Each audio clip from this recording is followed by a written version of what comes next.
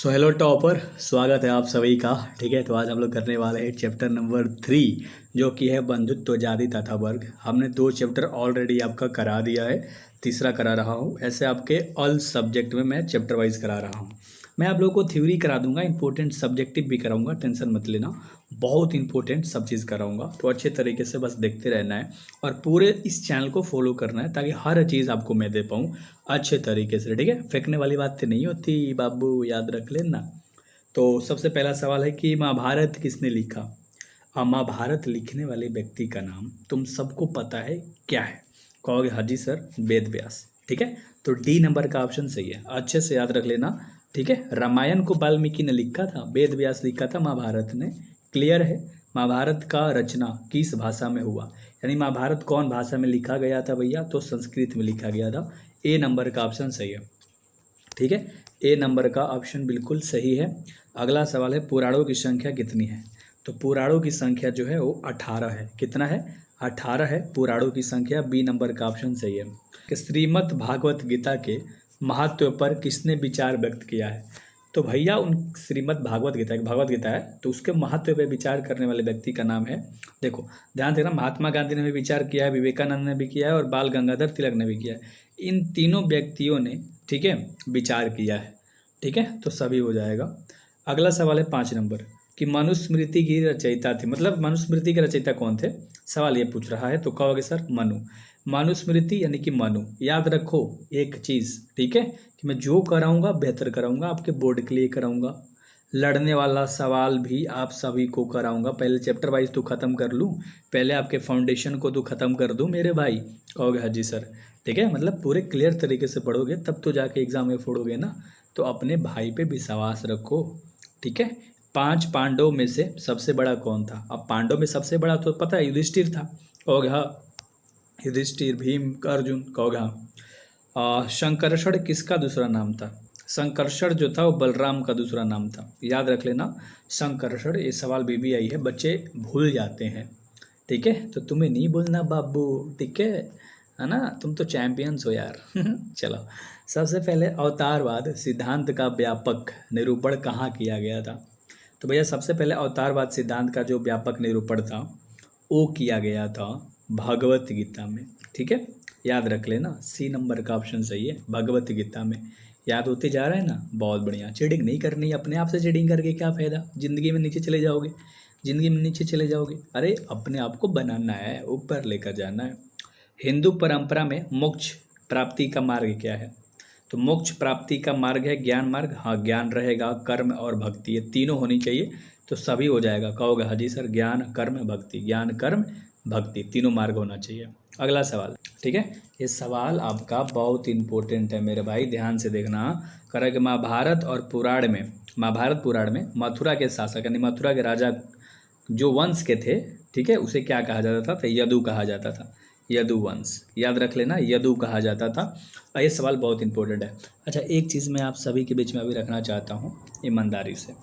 मैंने ये पूरा, देखो साइड में चल रहा है, ये पूरा मैंने आपके लिए गेस बना दिया है। मतलब आप कहते हो कि गाइड लेते हैं सर 200 रुपये 300 रुपये का, तो मैंने गाइड बना दिया है। ये आपको गाइड दिख रहा है, बहुत बढ़िया। तो मेरा गाइड ऐप पे ले सकते हो, डिस्क्रिप्शन में आपको ऐप का लिंक दे दिया है। वैसे यहाँ पर नंबर भी दिख रहा है, इस नंबर से भी ले सकते हो व्हाट्सएप करके। ये गाइड चैप्टर वाइज है, फिर जो भी क्वेश्चंस नीचे है सब्जेक्टिव, मतलब लिखा हुआ है कौन सवाल कब आया है, PYQ उसके सवाल सब बनाया है, चैप्टर वाइज इंक्लूड करा है। अच्छा, दूसरा चीज़ मैं आपको दिखाना चाहता हूँ कि मैंने VVI क्वेश्चन का भी सीरीज़ बनाया है चैप्टर वाइज। चैप्टर 1 का कौन कौन इंपॉर्टेंट क्वेश्चन है और ऑब्जेक्टिव टोटल, तो ये रहा।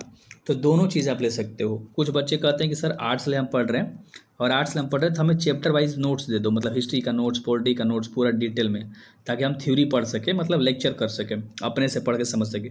तो उसका भी नोट्स है, उसका भी मैंने लिख दिया है। तो तीनों चीज़ आप ले सकते हो, डिस्क्रिप्शन में ऐप है, ऐप में वो मिलेगा नोट्स, एगो मिलेगा ऑब्जेक्टिव सब्जेक्टिव का और एगो मिलेगा आपका VVI क्वेश्चन का। तो ले सकते हो या नंबर पे व्हाट्सएप करके आप ले सकते हो। मैंने पूरा मेहनत करा है पूरा साल। मैं चेहरा नहीं दिखाता हूँ, उसके पीछे का रीज़न बहुत बड़ा है, कभी दिखा दूंगा, टेंशन मत लेना। ठीक है, चलो अगला सवाल है, कह रहा है कि प्राचीन भारत के महाकाव्य का नाम है। तो प्राचीन भारत के महाकाव्य का नाम महाभारत है भैया, सबसे पुराना महाकाव्य महाभारत है। कहोगे हाँ महाभारत है सबसे पुराना महाकाव्य। रामायण की रचना किसने की है? तो रामायण जब भी कहेगा, रामायण जब भी कहेगा तो वाल्मीकि, याद रखो। और महाभारत जब भी कहेगा तो वेद व्यास कहोगे, ठीक है। महाभारत ले वेद व्यास, याद रख लेना भाई, बहुत इंपॉर्टेंट सवाल है, कन्फ्यूज हो जाते हैं बच्चे। दुर्योधन की माँ कौन थी? दुर्योधन की माँ कौन थी? ए नंबर गांधारी। आप लोगों की मम्मी का क्या नाम है? ठीक है, ऐसे माता कहते हो बट आप लोग की मम्मी का भी कुछ नाम होगा, ठीक है। मैं बस ऐसे ही पूछ रहा हूँ ताकि आपका माइंड फ्रेश हो सके, माता जी याद आ सके, और इस लेक्चर को अच्छे से कर लेना। कर्ण की माँ कौन थी? कर्ण की माँ भी कुंती ही थी, कुंती ही थी। पांडव की भी माँ कुंती थी। भीम की पत्नी का क्या नाम था? तो भीम की पत्नी का नाम था हिडिंबा, है ना। स्पेशल भीम की पत्नी, पांडव की पत्नी नहीं, पांडव की पत्नी तो दूसरी थी ना। कहोगे हाँ जी सर, ठीक है। तो ये है हिडिंबा, केवल पूछ रहा है भीम की पत्नी तो हिडिंबा थी। अगला कह रहा है कि यहाँ कह रहा है कि विवाह संपन्न किया था भीम ने हिडिंबा के साथ, मतलब कौन सा विवाह, यहाँ पर कौन सा होना चाहिए था, कौन सा विवाह, है ना, हिडिंबा के साथ भीम ने जो था वो किया था, तो उस विवाह को कहा जाता है गंधर्व विवाह। यानी कि भीम ने हिडिंबा के साथ जो शादी किया था, इस सवाल थोड़ा सा उल्टा हो गया, माफ़ करना, तो गंधर्व विवाह किया था। दुर्योधन की ओर से कौरव पांडव युद्ध में शामिल थे। तो दुर्योधन के ओर से कौरव और पांडव के युद्ध, मतलब यहाँ पर कह रहा है कौरव पांडव के युद्ध में शामिल थे, तो वो थे भीष्म, भीष्म शामिल थे, ठीक है। अगला सवाल है कि गांडीव क्या था? तो गांडीव तो सबको पता है भाई, सबको पता है, गांडीव अर्जुन का एक धनुष था। तो अर्जुन का धनुष मारोगे, कहोगे हाँ जी सर, हमें याद है गांडीव धारण करने वाला धनुष, मतलब जो धनुष था गांडीव नामक, वो अर्जुन धारण करता था। युद्ध भूमि में अर्जुन के सामने की सेना कौन थी? तो अर्जुन के सामने जो सेना लड़ रही थी वो तो भैया देखो द्रोणाचार्य, भीम पितामह और दुर्योधन, तीनों थे सेना में। तो कहोगे सब हो जाएगा क्योंकि सभी ये कौरव की ओर से लड़ रहे थे, द्रोणाचार्य, भीम पितामह, दुर्योधन। कहोगे हाँ हाँ सर समझ में आ रहा है। गीता में उपदेश दिया गया है, गीता में उपदेश दिया गया है, देखो कर्म करो, हाँ मतलब काम करो अच्छे अच्छे, भविष्य की चिंता मत करो। हाँ ये भी कहा गया है कि भैया आने वाले समय का चिंता ना करो, और कर्म फल हमारे हाथ में नहीं है। हाँ बिल्कुल, जो करोगे उसका फल हमारे हाथ में नहीं है, मिलना है तो मिलेगा, नहीं तो नहीं, सब हो जाएगा। उपयुक्त सभी, है ना, यानी कि कर्म करो, भविष्य की चिंता मत करो, और जो कर्म कर रहे हो उसका फल का चिंता मत करो, तुम्हारे हाथ में नहीं है। अर्जुन किसके शिष्य थे? तो अर्जुन द्रोणाचार्य के शिष्य थे, हाँ वही जो एकलव्य का अंगूठा मांग लेते हैं। कहोगे हाँ सर। अभिमन्यु किसका पुत्र था? अभिमन्यु जो था वो अर्जुन का पुत्र था, अर्जुन का, ठीक है। घटोत्कच किसका पुत्र था? घटोत्कच जो था वो भीम का पुत्र था, हिडिंबा से पैदा हुआ था। कहोगे हाँ, हिडिंबा के साथ गंधर्व विवाह किया था। क्षत्रिय शब्द का साहित्यिक अर्थ क्या होता है? क्षत्रिय शब्द का साहित्यिक अर्थ होता है रक्षक। क्या होता है?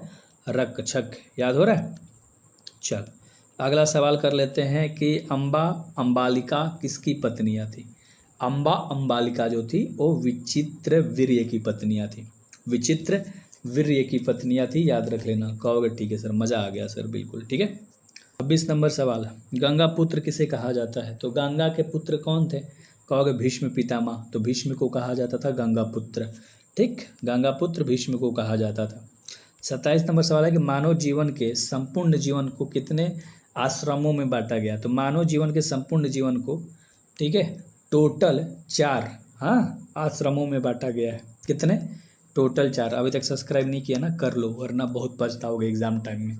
कहोगे काश इस चैनल को हमने शुरू में फॉलो कर लिया होता, हम लोगों को सब कुछ मिल गया होता, है ना, गाइड चलेगा, गेस ले, इंपोर्टेंट क्वेश्चन सब कुछ। आश्रम व्यवस्था में कितने प्रकार के आश्रमों का उल्लेख है? तो टोटल 4, टोटल 4। और अगला है कि द्रौपदी किसकी पत्नी थी?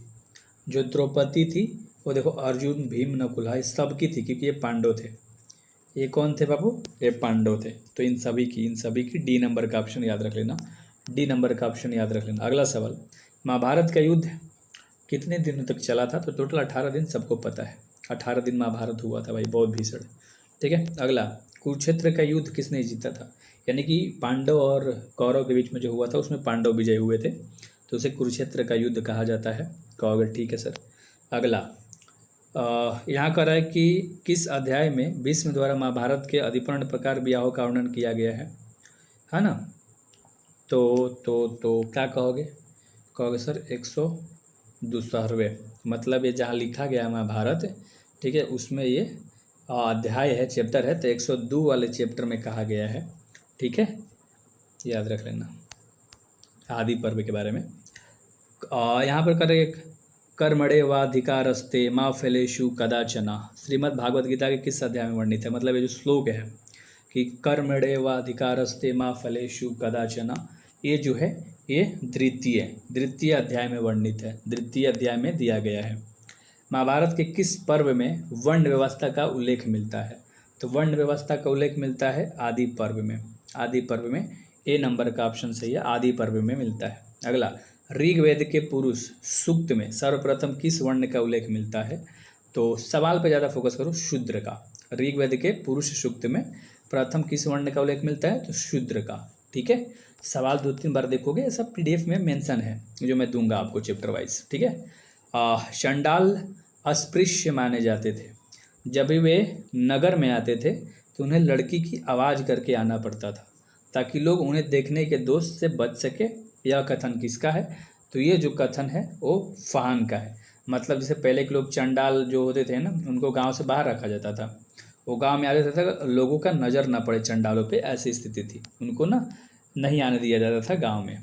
ठीक है, मनुस्मृति में कितने प्रकार के विवाह का उल्लेख किया गया है? तो मनुस्मृति में टोटल 8 प्रकार के विवाहों का उल्लेख किया गया है। ठीक है, 8 प्रकार के विवाह होते हैं, जैसे राक्षस विवाह, देव विवाह, मनुष्य विवाह, ऐसे अवतार विवाह, तो ऐसे करके 8 गो है। महाभारत में कितने प्रकार के विवाह का उल्लेख किया गया है? तो ये कहेगा 8। ठीक है, उसी सवाल को देखो घुमा रहा है, समझ रहे हो बाबू? कहोगे हाँ जी सर, तो बाबू सब्सक्राइब कर लेना यार। ठीक है, अश्वमेध यज्ञ का आयोजन क्यों किया जाता है? तो अश्वमेध यज्ञ का आयोजन किया जाता है शाही संप्रभुता के लिए, मतलब संप्रभुता के लिए, मतलब सारी दुनिया में मेरा ही प्रभुत्व है, मतलब मैं ही राजा हूँ, श्रेष्ठ राजा हूँ, इसलिए। सर्वाधिक प्राचीन स्मृति ग्रंथ कौन है? तो सर्वाधिक प्राचीन स्मृति ग्रंथ है मनुस्मृति। कौन है? मनुस्मृति। हाँ भाई देखो, तुम गाइड कभी मार्केट से मत लेना, मैं कह रहा हूँ, रिक्वेस्ट कर रहा हूँ, क्योंकि मेरा गाइड तुम देख लो। ठीक है, देखे हो जाके ऐप में देख लो, बहुत अच्छे से है। ठीक है, तो गाइड कभी भी मार्केट से मत लेना, रिक्वेस्ट है। मेरा गाइड लेना, सब 99 रुपये का एक विषय का मिलेगा, तुम्हें मचा डालोगे। या VVI क्वेश्चन टोटल हो गए तो 299 रुपये में। तो ऐसे नोट्स हैं, सबका प्राइस है, ऐप में जाकर देख लो या डिस्क्रिप्शन में लिंक है, बेहतर तरीके से एंड फॉलो कर लेना इस चैनल को। Thank you.